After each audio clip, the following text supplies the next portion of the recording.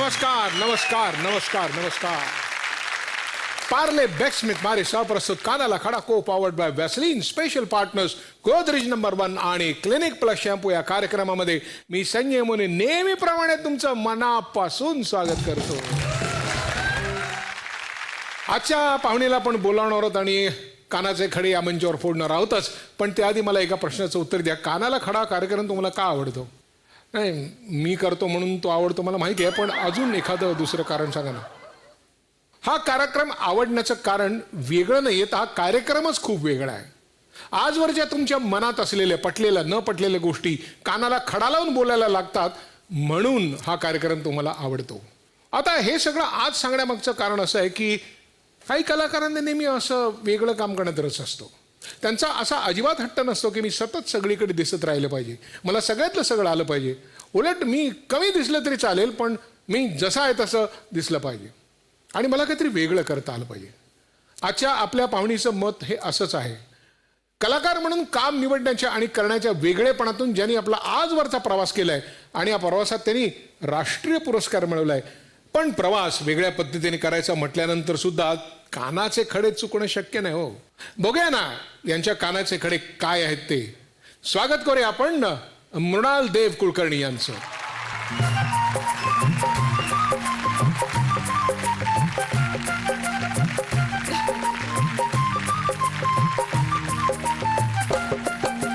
वर्षांवर्ष तशाच दिसतात काय ह्यांचा राज. मृणाल देव कुलकर्णी आल्या खडा लावायला. मृणाल देव कुलकर्णी आल्या खडा लावायला. वाचनाची खूपच आवड, वेगळाच त्यांचा बाज. दिग्दर्शनात नेहमीच असतो का त्यांचा इतिहास. सगळ्यांसमोर एक विनंती त्यांना आहे आज. आज त्यांनी फिटनेसचाही हो, आज त्यांनी फिटनेसचाही सांगावा तो राज. मृणाल देव कुलकर्णी आल्या खडा लावायला आज. मृणाल देव कुलकर्णी आल्या खडा लावायला आज. Thank you thank you thank you thank you very much. आपल्यासाठी एक चक्क मराठीमध्ये गझल ते गाईल असं वाटलं होतं का कधी? बिलकुल नव्हतं वाटलं, बिलकुल नव्हतं. आणि हॅट्स ऑफ टू यू.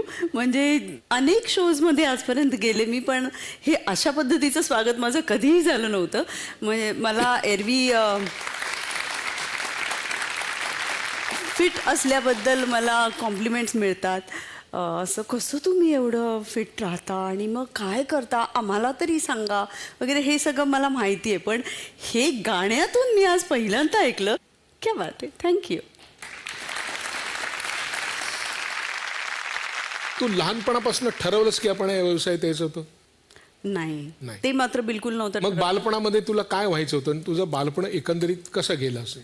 माझं बालपण, मी जन्मले एका साहित्यिकाच्या घरामध्ये आणि माझे आईवडील दोघेही प्राध्यापक होते. त्याच्यामुळे खूप पडाकू टाईपची मुलगी होते मी. अतिशय शिस्त आणि अभ्यास वगैरे. आणि असं साहित्य आणि कला, संगीत, संस्कृती या वातावरणात माझं बालपण गेलं आणि त्याचा मला खूप पुढे आयुष्यामध्ये फायदा झाला. मी आज जी काही आहे, जशी काही आहे, त्या सगळ्याचं श्रेय मी माझ्या कुटुंबाला, माझ्या आईवडिलांना, माझ्या आजोबांना आणि माझ्या त्या कुटुंबाला देते. आणि त्यानंतरचं माझं जे काही आयुष्यात परिवर्तन झालं, मी अभिनेत्री झाले आणि इतक्या वर्षाची करिअर मी करू शकले. तुम्हा सगळ्यांना आवडतील असे अनेक रोल्स माझ्या वाट्याला आले आणि ते मी निभावू शकले. याचं संपूर्ण क्रेडिट मी माझ्या सासरच्या मंडळींना देते, कारण मी लग्न झाल्यावर करिअर सुरू केलं. पण मी माझ्यापुरती एक कामाच्या बाबतीत चौकट ठरवली होती. माझ्या नशिबाने सुदैवाने मला खूप चांगले रोल्स करायला मिळाले. खूप संधी माझ्याकडे आपणहून चालत आल्या. आणि आयुष्यामध्ये मी असं कुठेतरी ठरवलं होतं की आपल्याकडे येईल ते काम आपण घ्यायचं नाही. आपल्याला हवं तेवढंच काम आपण करायचं, कारण खूप काम करायची काही गरज नाही आहे. आपल्याला हवं, आपल्याला आवडेल, आपल्याला रुचेल, योग्य असेल तेच काम आपण करूया. या बाबतीत मात्र कानाला खडा म्हणता येईल असा एक माझा नियम होता की माझं कोणतंही काम माझे आईवडील, माझे सासू सासरे, अर्थात नवरा आणि माझा मुलगा या चौघांबरोबर असं एका काउचवर बसून बघता येईल असं काम मला करायचं आहे. कारण अनेक प्रलोभनं या क्षेत्रात येतात. असं वाटतं आपण हा रोल केला की आपल्याला आणखी चांगला रोल मिळेल. तर माझं असं काही म्हणणं नव्हतं. मला आयुष्यभर जे मला पटलं, आवडलं तेच काम मी केलं आणि बाकीचं काम मी स्वीकारणारच नाही या बाबतीत मी कानाला खडा लावला होता. या सौंदर्यामुळे, तुझ्या सुंदर दिसण्यामुळे कधी कानाला खडे लावायला लागले का? हो, खूप वेळा. म्हणजे कानाला खडा लावून उपयोग पण नाही अशी कधी कधी परिस्थिती येते. म्हणजे स्वतःला सुंदर म्हणायचं काही माझा मुद्दा नाही आहे, पण कधी कधी तुमच्या दिसण्यामुळे किंवा तुमच्या असण्यामुळे अनेक रोल्स तुमच्याकडे येत पण नाहीत. चित्रपटसृष्टीचा काहीतरी एक विचित्र नियम आहे की तुम्ही विचित्र पद्धतीने टाईपकास्ट होता. म्हणजे मृणाल कुलकर्णी म्हटली की मग तिला साधारण सटल रोल्स मिळायला पाहिजेत. तर असं होतं अनफॉर्च्युनेटली. हा एक कानाला खडाच आहे, टोचणारा खडा आहे, पण माझ्या परीने मी तो मोडायचा प्रयत्न करते. आणि अगदी खरं सांगायचं तर अभिनेत्री म्हणून मी अनेक वर्ष स्वतःला एक कोशात ठेवलं होतं, मीही ठेवलं होतं. त्यामुळे कदाचित मला तसेच रोल्स गेले असतील. पण आता मी कानाला खडा लावला आहे की अधिकाधिक प्रयत्न वेगवेगळ्या प्रकारच्या भूमिका करण्यासाठी करायचा. आणि याचं प्रमुख कारण असं आहे की मला दिग्दर्शिका म्हणून I want to grow more. असं मी ऐकलं होतं की ज्या दिवशी तुझं लग्न झालं त्या दिवशी पुण्यामध्ये सर्व पेठांमध्ये आणि सर्व नव्या नव्या वस्त्यांमध्ये भयंकर निराशेचं वातावरण पसरलं होतं. अनेक म्हणजे त्या दिवशी सगळे हृदयरोग तज्ज्ञ डॉक्टर होते, त्यांच्या दुकानाच्या बाहेर रांगा लागल्या होत्या आणि त्या 3-1 दिवस जात नव्हत्या असं मी ऐकलं होतं. आता याच्या मी थोडंसं माझ्या स्वभावानुसार मी 1.5-2% अतिशयोक्ती केले, पण तरी उरलेलं 98% खरं आहे. पण मग हे एवढं सगळे हृदय तुटली, मग एक कसं जुळलं, काय झालं? एकतर मी आणि रुचिर माझा नवरा आम्ही हे बालपणापासनं एकत्र वाढलो म्हटलं तरी चालेल. आमची कुटुंब एकमेकांची मित्र होते, परिचयाचे होते. आणि कॉलेजमध्ये मी ॲडमिशन घेतली आणि समोर माझ्या रुचिर समोर आला, कारण तो तेव्हा कला मंडळाचा मुख्य होता. आणि तो नेहमी गमतीने म्हणतो की आज मृणाल जी काही महाराष्ट्राला अभिनेत्री म्हणून मिळालेली आहे ती माझ्यामुळे मिळालेली आहे. कारण एकतर मी तिचं सिलेक्शन केलं पहिल्यांदा आणि त्यामुळे तिला अभिनय क्षेत्रामध्ये वाट मिळाली वगैरे. पण एकमेकांची घरची बॅकग्राऊंड एकमेकांना माहिती होती आणि प्रथम दर्शनीच मला वाटतं असं काहीतरी जुळलं असावं, कळलं असावं. आणि त्याला ते इच्छा होती प्रपोज करायची, पण तो हिंमत नव्हती तेवढी होत. त्याला वाटायचं ही पुण्यातली हुजूरबागेतली शिष्ट मुलगी, ही मला नाही म्हटली तर मला फार त्रास होईल वगैरे वगैरे. आणि तोपर्यंत अख्खं कॉलेज मला वहिनी वहिनी म्हणायला लागलं होतं, कारण त्याचा मित्रपरिवार खूप मोठा होता. 11वीत होते मी आणि वहिनी वहिनी वगैरे, म्हणजे काही अर्थ आहे का ह्याला. पण मला माहिती होतं की ज्या दिवशी तो मला प्रपोज करेल त्या दिवशी मी त्याला हो म्हणणार आहे, because I use to like him a lot. आणि त्यांनी काही विचारायचीच तयारी नाही त्याची. 1 महिना झाला, 2 महिने झाले, 3 महिने झाले. मी म्हटलं अरे बाबा हा काही विचारत नाही. मग एक दिवस माझा कडेलोट झाला माझ्या पेशन्सचा आणि मी त्याला म्हटलं की तू मला काहीतरी विचारणार आहेस असं मला आपले सगळे मित्र सांगतायत, मित्रमैत्रिणी, आणि ते तू विचार पटकन. तर तो म्हणाला की काय विचारणार आहे? तुला माहिती आहे रुचिर माझा नवरा हा वकील आहे. तर वकील तर म्हणजे कधीच शब्दात त्याला आपण पकडू शकत नाही. तुम्ही काहीही करा आपण त्याला शब्दात नाही पकडू शकत आहे. आणि तेव्हापासूनच त्याचं होतं. तो म्हणाला काय काय विचारायचं आहे? तर मी म्हटलं की अरे मला सांगितलं सगळ्यांनी, मला माहिती आहे, तू आता म्हणजे विचार ना. तर तो म्हणाला पण काय काय कुणी काय सांगितलं? परत माझ्या पेशन्सचा अंत झाला आणि मी म्हटलं ए बाबा तू मला जे काय विचारणार आहेस ना ते तू मला विचार किंवा विचारू नकोस, त्याचं उत्तर हो असं आहे. त्यामुळे माझा नवरा आज इतक्या वर्षांनी मला सतत चिडवतो की पहिली गोष्ट मी तुला प्रपोज केलं नाही. मी तुला प्रपोज केलं नाही, तू मला प्रपोज केलंस. हा, आणि दुसरी गोष्ट, अजूनही मी तुला काही विचारलेलंच नाहीये, तू कशाला हो म्हटलीस ते तुझं तुलाच माहितीये.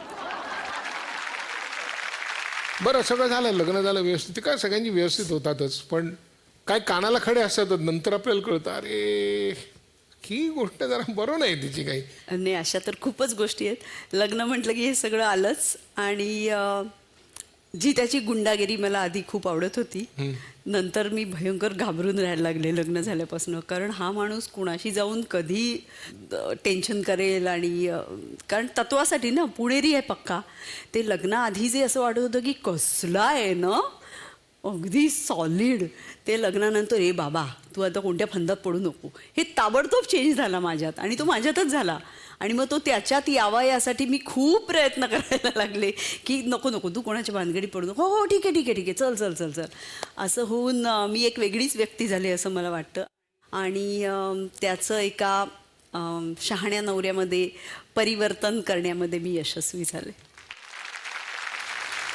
हा एक मला बऱ्याच वेळेला न कळलेला मुद्दा आहे की बरेच वेळेला असं होतं की प्रेमप्रकरण तुमचं सुरू झालं, सगळं झालं की काय करायचं की ही त्याची सवय, ती बदलून काढ, ती सवय बदलून काढ, ती सवय बदलून काढ, ती सवय बदलून टाक, ही सवय बदलून टाक.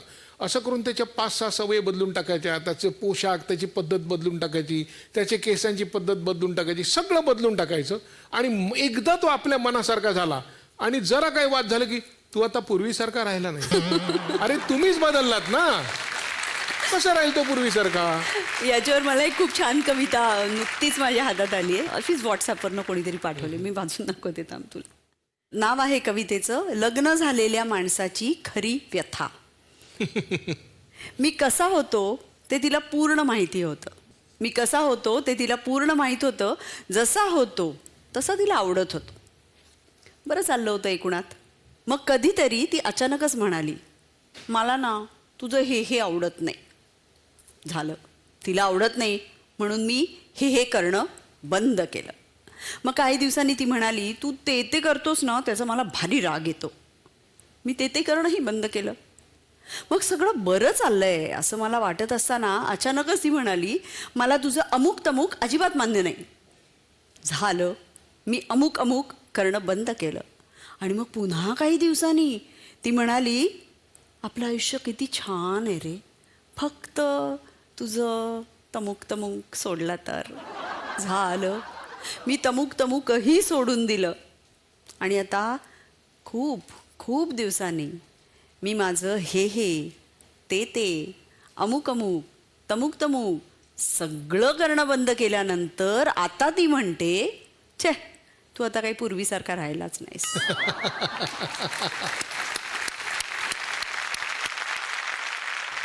बघूया त्याला काय म्हणायचंय तुझ्या नवऱ्याला, रुचिरला तुझ्याबद्दल. बघूया.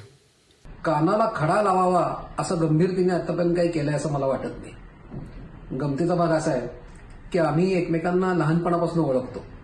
तर लग्नाच्या आधी काही तिचे हे असे विशिष्ट काही गुण मला तेव्हा समजले नव्हते. तर लग्नानंतर मात्र एक दिवस तिने मला तिचा एक खास असा ठेवणीतला आवाज वापरून, रुची डू यू लव्ह मी असा प्रश्न विचारला. तर मी त्यावेळेस अर्थातच म्हणजे काय प्रश्न झाला वगैरे असं म्हणून ते हो म्हणलो. आणि मी हो म्हटलं त्याबरोबर नवऱ्यांना जी एक अशी अप्रिय कामांची अशी एक यादी असते बायकांकडे, तर त्यातली 1-2 कामं पटापट तिने माझ्या गळ्यात टाकली. तर तेव्हापासून मी आता कानाला खडा लावलाय हा की तिचा हा ठेवणीतला आवाज आला रे आला, रुची डू यू लव्ह मी, की मी लगेच माझ्यातला वकील जागा होतो आणि मी त्या प्रश्नाला प्रश्नानेच उत्तर द्यायला सुरुवात करतो की का असं का विचारतेस मला, म्हणजे तुला खात्री नाहीये का वगैरे असं मी विचारून हो असं काही म्हणत नाही. आणि त्यामुळे ती कामांची यादी अपूर्णच ठेवण्यामध्ये मी आतापर्यंत यश मिळवलंय. मृणालता दिग्दर्शनात उतरली आहे हे माझ्या दृष्टीने अत्यंत अभिमानास्पद अशी ती गोष्ट आहे. ज्या कलाकृतींना प्रेक्षकही तितकीच दाद देत आहेत. त्यामुळे तिचा सर्वात आवडणारा गुण जर मला कुठला वाटला असेल तर तो म्हणजे तिचं वर्कहॉलिक असणे. आणि तिचा कुठला न आवडणारा जर गुण असेल तर तोही ती वर्कहॉलिक असणे हाच आहे. त्याचं कारण असं आहे की कुठलेही आता नवीन प्रोजेक्ट त्यांचं डोक्यात तिने घेतलं आता आमचा मुलगाही त्यामध्ये जॉईन झाला त्या प्रोसेसमध्ये, की तेव्हा बाकी घरादाराची अवस्था अत्यंत बिकट होते आणि मग ते काम संपेपर्यंत त्यांना कसलंही भान नसतं आणि त्यामुळे वर्कहॉलिक असणं हा अवगुण कसा होतो की ती त्यावेळेस तिच्या संपूर्ण तब्येतीकडे, जेवणा खाण्याच्या वेळांकडे पूर्ण दुर्लक्ष करते आणि ते मला अजिबात आवडत नाही. हा, तू प्रेमाने काय म्हणायचीस त्याला? प्रेमाने काही नाही, मी त्याला रुचिर डू यू लव्ह मी असं म्हणते. कारण वकिलाकडनं कोणत्या गोष्टीची कबुली घेणं हे एक महादिव्य असतं. वकिलांना नाही खूप भयंकर सवय असते, ती म्हणजे सतत पुढची तारीख. हां. म्हणजे कोर्टात जशा तारखा पडतात ना, तशा आमच्या घरात तारखा पडतात कशाच्या? कशाच्याही. म्हणजे आपण अमुक एक गोष्ट जायची आणि ही आणायची, हो हो आत्ता नाही, पुढच्या आठवड्यात. अच्छा ठीक आहे, मग पुढच्या आठवड्यात परत आठवण केली की अगं नाही आत्ता शक्यच नाही, त्याच्या पुढच्या आठवड्यात. म्हणजे मला या सगळ्या प्रोसेसचा ना, पुढच्या तारखेचा इतका कंटाळा आलेला आहे. आणि मग अपील तरी कसं करायचं नाही का? ते माणसाकडनं काम करवून जर घ्यायचं असेल तर काहीतरी अपील केलं पाहिजे. ते कोर्टातलं अपील नाही चालत, इथे कोणी जजच नाही आहे, इथे जज पण तोच आणि वकील पण तोच. त्यामुळे मग असं काहीतरी म्हणायला लागतं की रुचिर डू यू लव्ह मी. रुचिर म्हणाला की आता थोडासा थक्कही होता तो थोडासा, की आता मुलगाही त्याचा व्यवसायातच आमच्या इकडे झालाय, जॉईन झालाय, तर त्याला बघूया तुझ्याबद्दल काय म्हणायचंय. त्याचंही काहीतरी कानाला खडे असणारच. बापरे. आता कानाला खडा ही खूप इंटरेस्टिंग कन्सेप्ट आहे. तर म्हणजे कानाला खडाच लावला मी, अशा मी माझ्या आठवणी आठवायचा प्रयत्न करतो. तर मला एकच सारखं आठवत आहे की maybe this is not what you are looking for. आणि एक फायद्याचं मला ठरतंय की मी या व्हिडिओ थ्रू बोलतो. म्हणजे आता मी बोलल्यावरती लगेच मला फटके पडू शकत नाही, पण याचा एक उलटा सुद्धा दुष्परिणाम आहे की आता तुझ्याकडे याचे एक रिटर्न रेकॉर्ड असेल, व्हिडिओ रेकॉर्ड असेल की हे मी बोललो होतो. तुला आय डोंट नो हाव, पण मागच्या 20-25 वर्षात हे माझ्याबद्दल कसं काय अजून नीट कळलं नाही आहे की विराजसला सकाळी उठवल्यानंतर पुढची 10 मिनिटं त्याचं डोकं ताळ्यावर नसतं. त्यामुळे त्याला अशा महत्त्वाच्या गोष्टी, महत्त्वाचे डिसिजन्स घ्यायला लावून नयेत. आणि तू मात्र मी उठल्या क्षणी भर तू आज काय करणार आहेस, कुठे असणार आहेस, मला माझा दिवस प्लॅन करायचा आहे, अमुक काय करणार, तुझं काय ठरलं होतं, हे केलं का ते केलं का. आणि साधारण ते 10 मिनिटं मला आठवतही नाही मी काय उत्तरं देतो. आणि त्यामुळे बरेच आपले राडे होतात. तर त्यामुळे आता तूच कानाला खडा लाव की विराजसला उठवल्या 10 मिनिटं तो जर काय बोलतो ते कधीच सिरियसली घ्यायचं नसतं. मला वाटतं केवळ विराजसच नाही तर इथे उपस्थित असलेल्या सगळ्याच मुलांची आईबद्दल हीच तक्रार असणार आहे. आणि केवळ महाराष्ट्रातल्या नाही, भारतातल्या नाही, तर जगातल्या सगळ्या मुलांची सध्या आपल्या आयांबद्दल हीच तक्रार असणार आहे. कारण ही मुलं अरे रात्री झोपतच नाहीत, 2, 3, 4 वाजता. खरं बोलते, सगळे हो म्हणतात. कमालच आहे. हे का जागतात हेच कळत नाही. आणि मग सकाळी जेव्हा दिवस सुरू होतो, नॉर्मल दिवस, नॉर्मल लोकांचा, तेव्हा हे झोपलेलेच असतात. बरं, मग तुम्ही त्यांना उठवलं आणि काही विचारायचा प्रयत्न केला की काय होतं ते उत्तर आपल्याला मिळालं. त्यानंतर ते आवरायला जातात आणि त्यानंतर ते बाहेर जातात. म्हणजे प्रॅक्टिकली ते घरात नसतातच. आता नशिबाने विराजस काम माझ्याबरोबर करतो, त्यामुळे मला त्याचा सहवास ऑफिस येते आणि घर येते म्हणून हां, थोडं बॉसिंग करायला मिळतं. पण नॉर्मली आयांना मुलं दिसतच नाहीत आणि बोलायचा तर संबंधच येत नाहीत. असं सध्या झालेलं आहे जगामध्ये.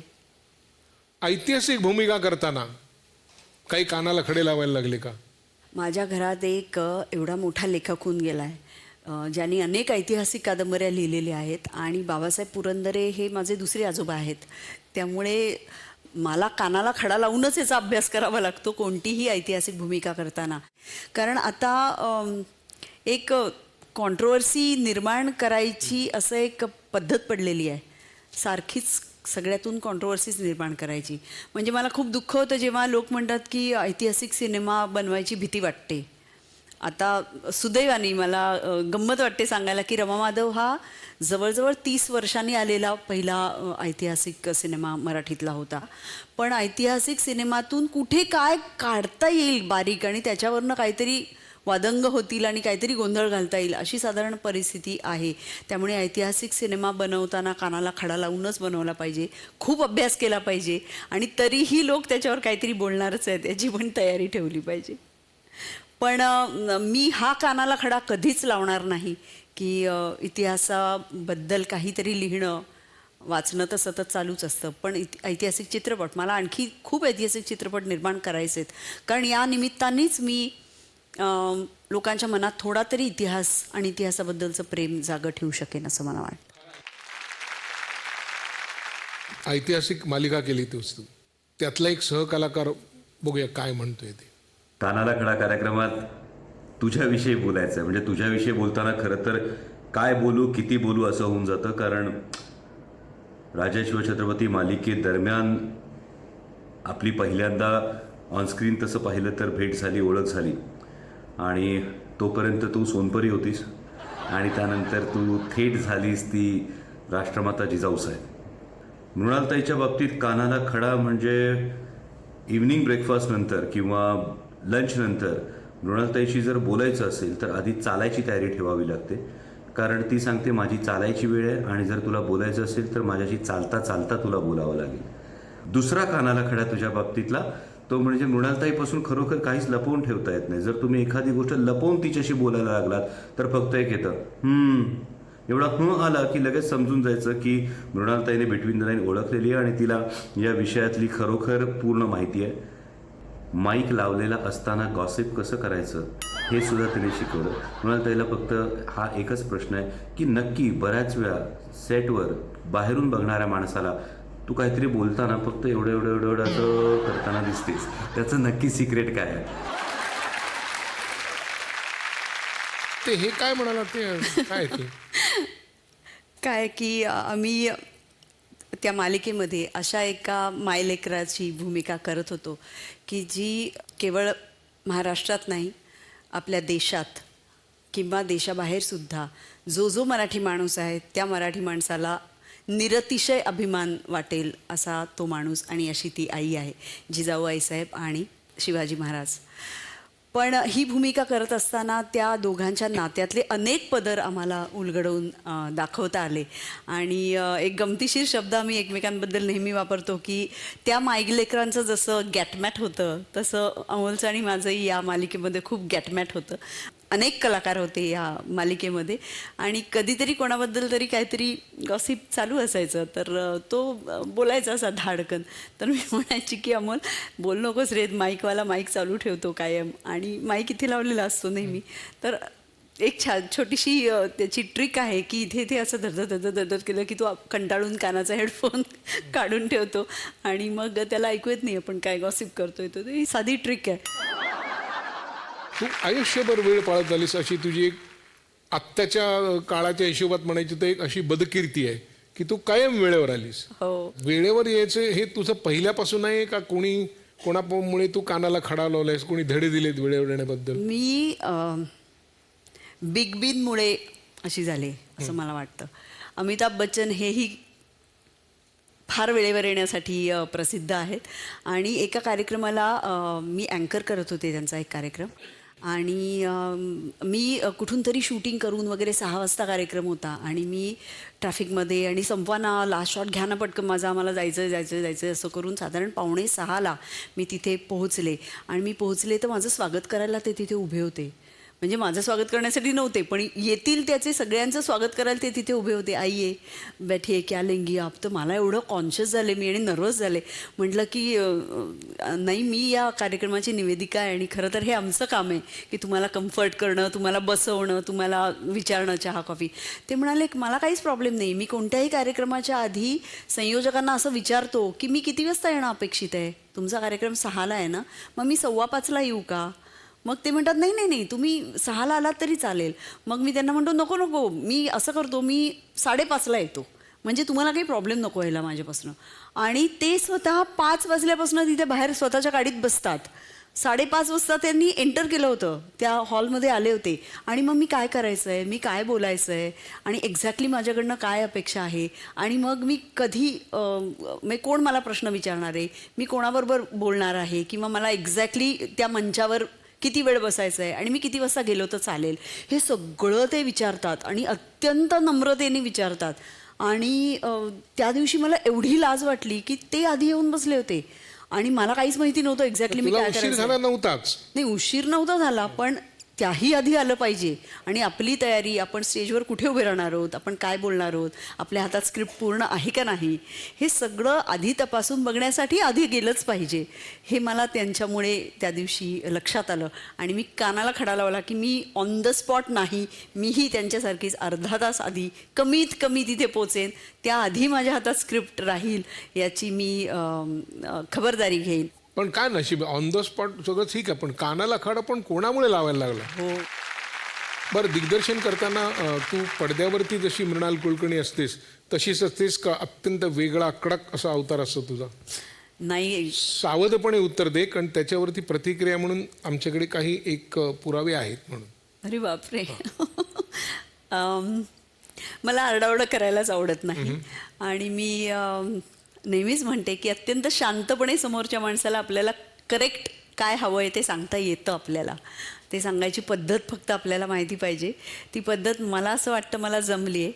आरडाओरडा मी नक्की करत नाही असं कोणी म्हटलं बघूया असेल किती काय. खरं आहे ते. तुझा एक Really सहकलाकार surprising. पुष्कर जोग तो काय म्हणतोय तुझ्याबद्दल? हाय मृणाल मॅम, तुम्ही माझ्या ती आणि ती फिल्ममधल्या डिरेक्टर ती आहात. माझं असं एक म्हणणं आहे की तुम्ही एक्स्ट्रा डिसिप्लिन्ड आहात, एक्स्ट्रा पोलाईट आहात, म्हणजे ओव्हर पोलाईट आहात. म्हणजे आपण शूट करताना कुठले ॲक्टर्स समजा सोनाली किंवा प्रार्थना किंवा सिद्ध्या चांदेकर जर लेट आले तर तुम्ही त्यांच्याशी कधीही त्यांच्यावर चिडला नाहीत आणि त्यांच्याशी नेहमीच पोलाइटली वागायचा. तर हे एक मला खटकतं की तुम्ही खूपच ओव्हर पोलाईट आहात आणि एक्स्ट्रा डिसिप्लिन्ड आहात. तर असं का? काय आहे, पुष्कर प्रोड्युसर आहे ना, म्हणून तो असं बोलतोय. त्याला चालत नव्हतं. पण मला मी मगाशी सांगितलं की आपल्या आर्टिस्टला आपण जपून ठेवायचं असतं, त्यांचा मूड आपण घालवायचा नसतो. आणि त्यामुळे नंतर त्यांना दुसऱ्या दिवशीसाठी समज त्या दिवशी रात्री द्यायची असते. त्याच्यामुळे आल्या आल्या त्यांच्यावर आरडाओरडा करणार, मग ते काहीतरी चिडून बसणार, मग त्यांचा मूड जाणार, मग ते चांगलं काम करणार नाहीत. ह्यानी प्रॉब्लेम कोणाला होणार आहे? मला होणार आहे. अजून एक तू दिग्दर्शक आणि तो कलाकार असा आहे, तो कोण आहे ते बघूया. तो आहे का ती आहे बघूया. काय कानाला खडा त्यांच्या बाबतीत असू शकतो? ॲक्च्युली असं होणं काही नाही आहे. पण एक गोष्ट आहे जी मला त्यांना विचारायची आहे आणि याचं उत्तर माझ्या मते अख्ख्या महाराष्ट्राला हवं आहे की मृणालताई एव्हरग्रीन कशी असू शकते यार.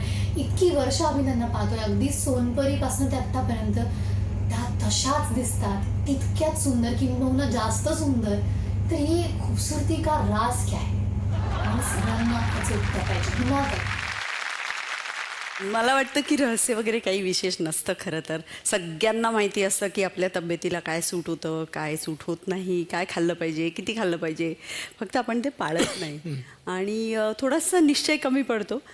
माझा एकच स्ट्रॉंग पॉईंट आहे की माझं एकदा ठरलं की ठरलं, मग त्याच्यात कुणी काहीही केलं तरी बदल घडू शकत नाही.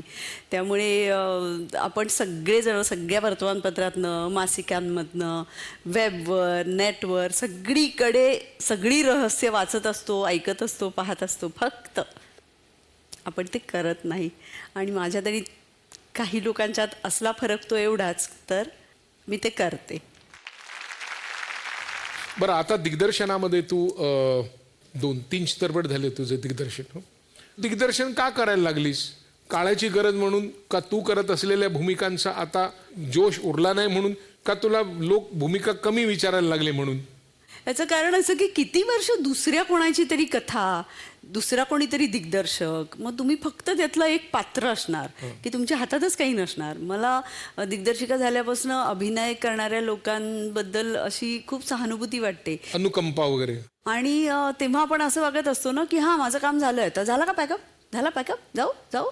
आणि तो दिग्दर्शक बिचारा सगळं ते ओझं डोक्यावर ठेवून इतका पेशन्सनी, इतका सहनशीलतेने तुमच्याशी वागत असतो.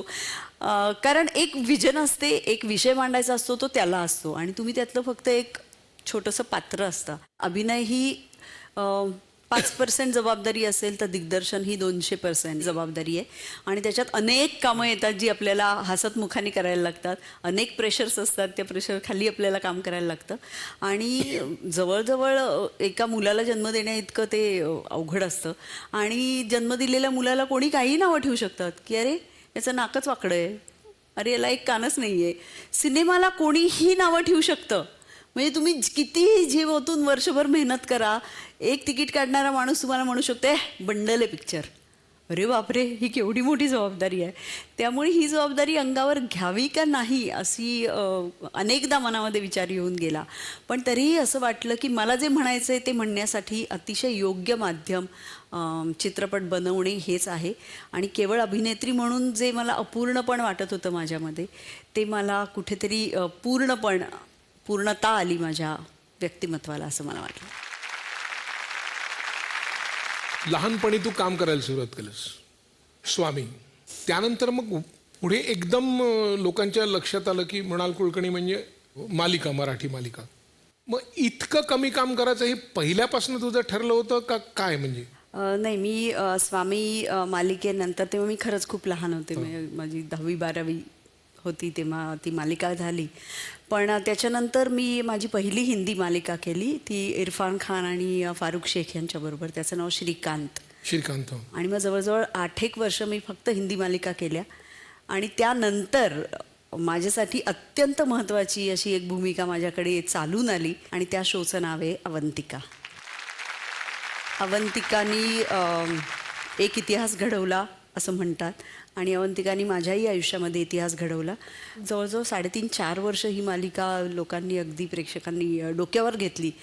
तेव्हापासून मी कानाला खडा लावला की आपली मराठी आहे आणि आपली मराठी माणसं आपल्यावर एवढं प्रेम करतात, तर आपण अधूनमधून सतत त्यांच्या भेटीला यायचं. पण हिंदी मालिका त्यांच्या चित्रीकरणाची पद्धत, मराठी मालिका त्यांच्या चित्रीकरणाची पद्धत वेगळी असते, खूप वेगळी असते. त्यावेळेला तुला काही कानाला खडा लावा असं वाटलं की कशाला हे आले परत, नको, ते होतं ते बरं होतं? नाही, मराठी कलाकारांकडून मिळणारं प्रेम, मराठी मालिकांचे विषय आणि ज्या जिव्हाळ्यांनी सगळं शूट होतं मराठीत, तसं अर्थातच हिंदीत होत नाही. पण हिंदीतला प्रोफेशनलिझम मराठीमध्ये आला तर बरं होईल असं मला. म्हणजे काय नेमकं काय?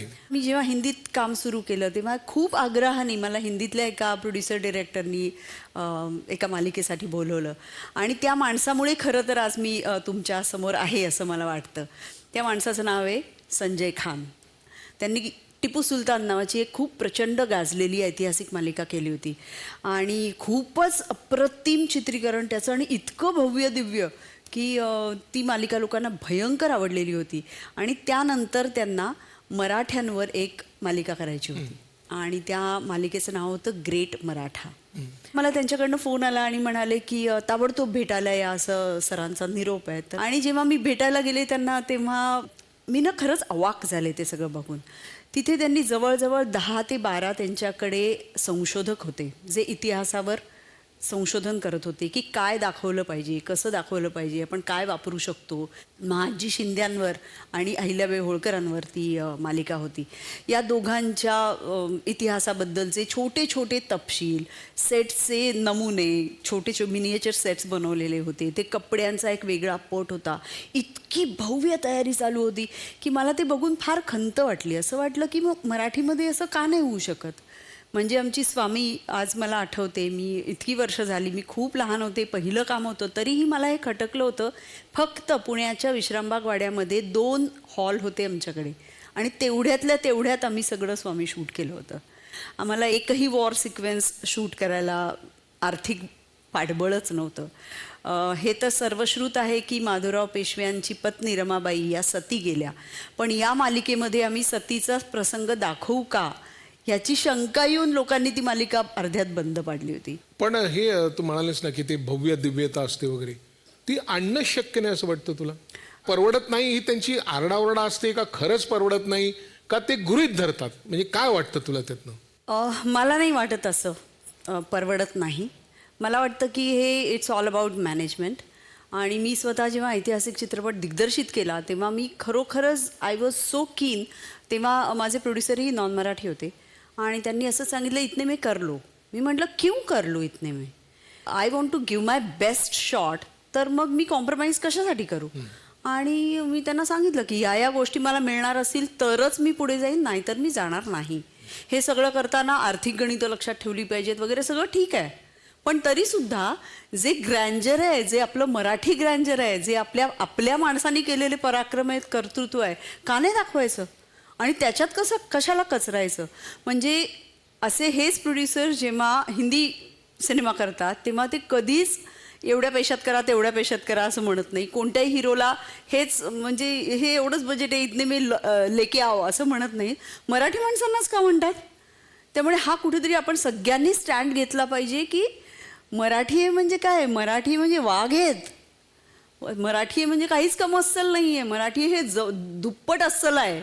ते आम्हाला फक्त तुमच्यापुढे स्ट्रॉंगली मांडायचं आहे आणि थोडासा सपोर्ट मिळू दे. आपण काय करू शकतो आपण बघूया. काही गोष्टी लोकांनी कधी पाहिल्याच नाहीत मृणाल कुलकर्णीला करताना. बरेच लोकांचं एक अस्तर असतं प्रमुख त्यांच्या अभिनयातलं, ते म्हणजे नृत्य. तुला नृत्य करताना कधी कोणी पाहिलं नाही. यामुळे कधी कामानं की नाही यामुळे काही मर्यादा पडल्या का असं तुला वाटतं या गोष्टींमुळे. हे माझं खूप वैयक्तिक मत आहे, अत्यंत वैयक्तिक मत आहे. ह्याचा कुणाशीही काहीही संबंध नाही. पण मला पडद्यावर नृत्य करून प्रेक्षकांचा अनुनय करणं पसंत नाही. मला नाही ते आवडत स्वतःला. म्हणजे मला लोकांनी नृत्य ही एक फार वेगळी कला आहे. जेव्हा ती कला म्हणून पेश केली जाते ही वेगळी गोष्ट आहे. पण चित्रपटांमध्ये जे नृत्य केलं जातं ते मला स्वतःला करायला नाही आवडत. आणि हे खरंच खूप पर्सनल आहे. मला खूप रिस्पेक्ट आहे. अप्रतिम नृत्यांगना आहेत आपल्या इंडस्ट्रीमध्ये, मराठीत आहेत, हिंदीत आहेत.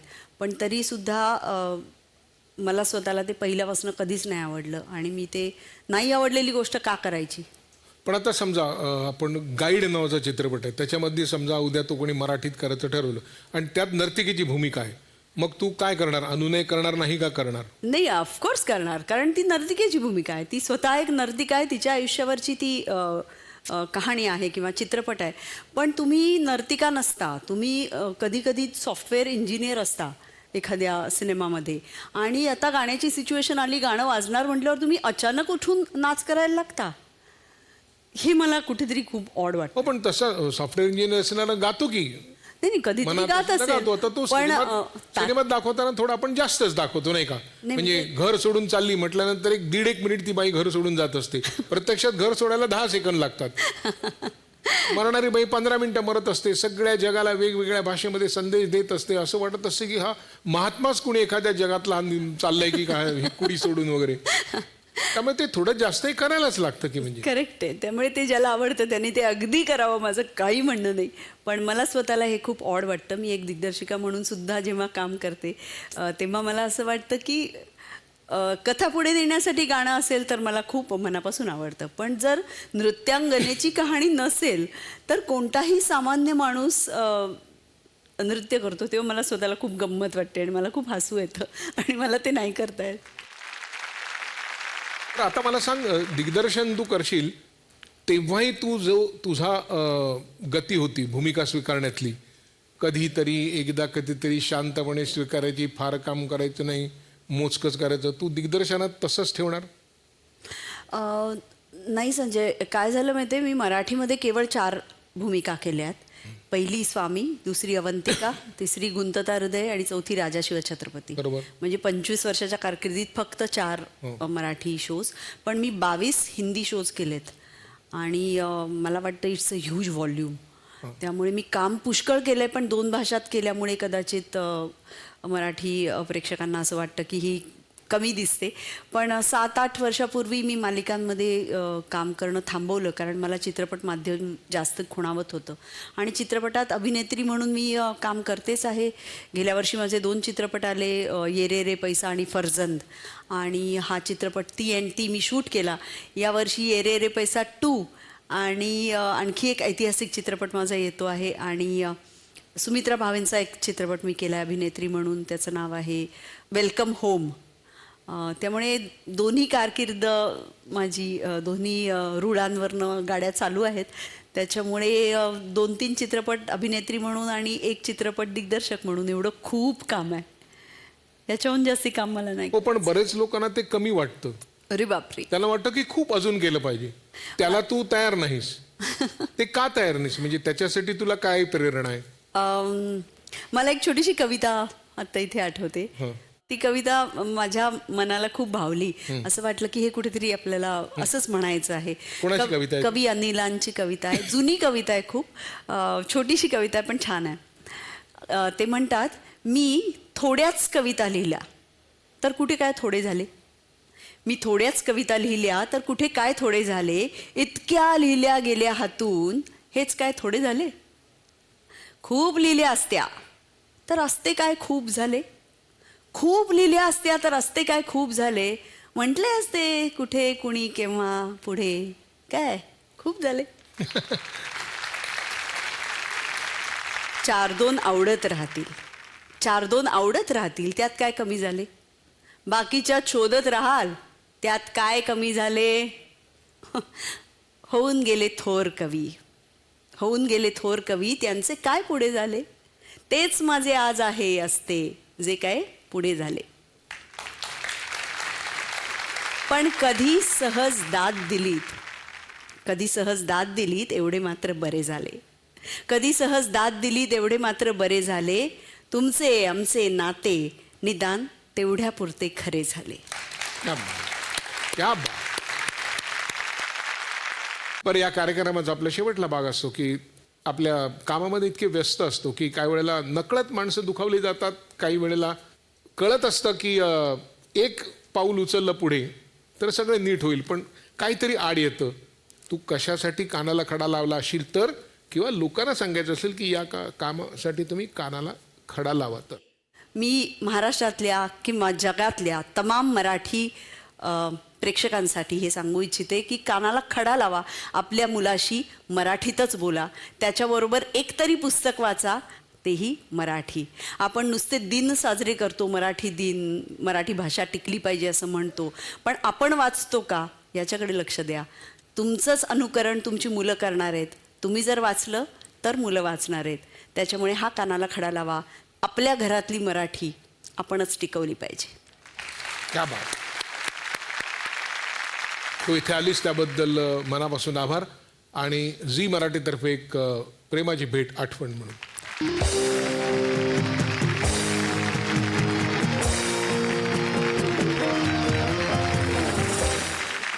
आपण नेहमी असं म्हणतो की आयुष्यात काय होणार आहे ते आपल्या हातात नसतं. नाही, ते बरोबर आहेच. पण आयुष्याला शिस्त लावणं, आपल्या विचारांनी आणि पद्धतीने ते जगणं हे मात्र नक्की आपल्या हातात आहे. तसंच शिस्तीत आयुष्य जगणाऱ्या, स्वतःच्या आवडीनुसारच कामाची निवड करणाऱ्या आणि कामातल्या दर्जा इतकंच स्वतःला जपणाऱ्या, स्वतःचं सौंदर्य जपणाऱ्या मृणाल कुलकर्णींना आपण शुभेच्छा देऊया. दिग्दर्शनाची त्यांची दुसरी इनिंग पहिल्या इनिंग इतकीच गाजो, हीच भावना, हीच इच्छा, ह्याच शुभेच्छा. आणि आजच्या भागात आपण इथेच थांबूया. पुन्हा भेटूया याच कार्यक्रमात ज्याचं नाव आहे पाले बेक्समिथ मारे सहप्रस्तुत कानाला खडा, को forward bye Vaseline, special partners Godrej No. 1 आणि क्लिनिक प्लस शॅम्पू.